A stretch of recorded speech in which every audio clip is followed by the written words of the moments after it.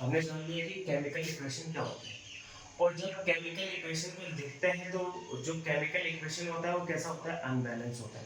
ठीक है, तो केमिकल इक्वेशन कितने टाइप के होते हैं? केमिकल इक्वेशन होते हैं टू टाइप्स के। एक होता है बैलेंस्ड केमिकल इक्वेशन, एक क्या होता है, बैलेंस्ड केमिकल इक्वेशन होता है, एक होता है बैलेंस्ड केमिकल इक्वेशन, और एक होता है अनबैलेंस्ड केमिकल इक्वेशन। एक होता है बैलेंस्ड केमिकल और एक होता है अनबैलेंस्ड केमिकल इक्वेशन। एक कौन सा होता है, एक होता है बैलेंस केमिकल इक्वेशन और एक कौन सा होता है, अनबैलेंस केमिकल इक्वेशन होता है। तो अनबैलेंस केमिकल इक्वेशन की डेफिनेशन मैंने पिछले वाले में लिखवा दी थी, लेकिन फिर से भी देख लेंगे। तो बैलेंस केमिकल इक्वेशन क्या होता है? तो the balance chemical equation is that the balanced chemical equation is that number of atom number of atom of each element of each element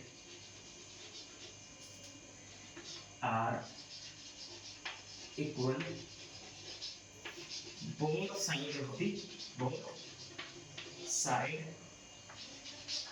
of the chemical equation. तो balance chemical equation में क्या होगा?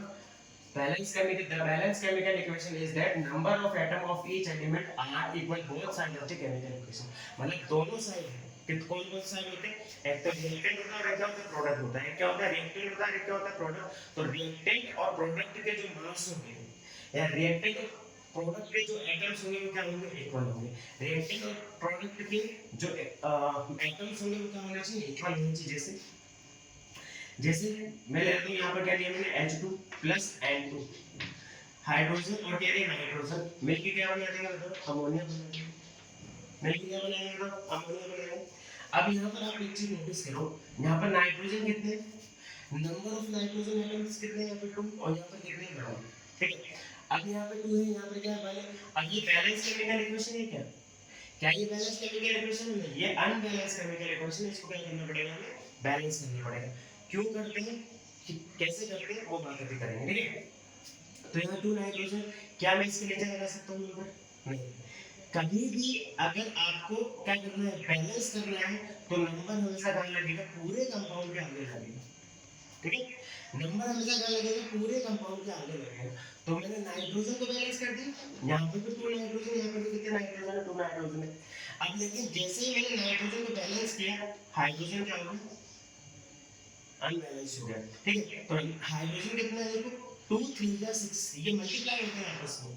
2 3 जा 6 hydrogen है, यहाँ पे कितने hydrogen दिख रहे हैं, तो 2 दिख रहे हैं। अब 2 को किससे मल्टीप्लाई करोगे, 6 हो जाए। 2 को किस नंबर से मल्टीप्लाई करो, क्या हो जाए, 6 हो जाए। तो 2 को 3 से मल्टीप्लाई करो, तो इसके आगे क्या लगा दूं, 3 लगा दूं। तो 3 2 जा 6 और 2 3 जा 6, क्या ये बैलेंस हो गया? इसी को क्या बोलते हैं, बैलेंस केमिकल इक्वेशन। मींस यहाँ पर रिएक्टेंट के जो एटम्स होंगे, जो रिएक्टेंट के जो एटम्स होंगे, यहाँ पर रिएक्टेंट के जो एटम्स होंगे वो किसके इक्वल होने चाहिए, प्रोडक्ट के इक्वल होने चाहिए। रिएक्टेंट के जो एटम होने चाहिए वो किसके इक्वल होने चाहिए, बताओ, वो प्रोडक्ट के इक्वल होने चाहिए। तभी हम उसको क्या बोलेंगे, बैलेंस केमिकल इक्वेशन बोलेंगे। और ऐसा नहीं रहेगा तो उसको क्या बोलेंगे, हम उसे हम क्या बोलेंगे, अनबैलेंस केमिकल इक्वेशन।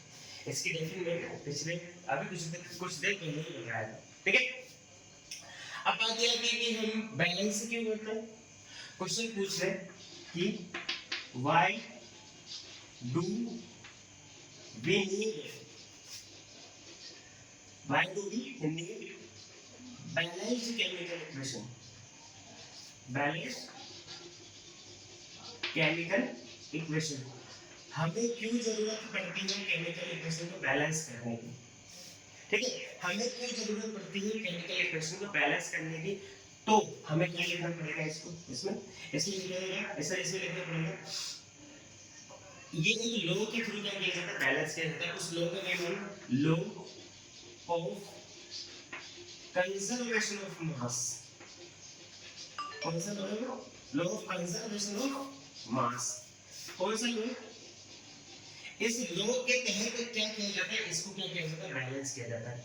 इस लॉ के तहत ही क्या किया जाता है, एनी केमिकल रिएक्शन या केमिकल इक्वेशन को क्या किया जाता है, बैलेंस किया जाता है। किस लॉ के थ्रू, किस लॉ के द्वारा या किस लॉ के तहत हम किसको बैलेंस करते हैं, केमिकल इक्वेशन को?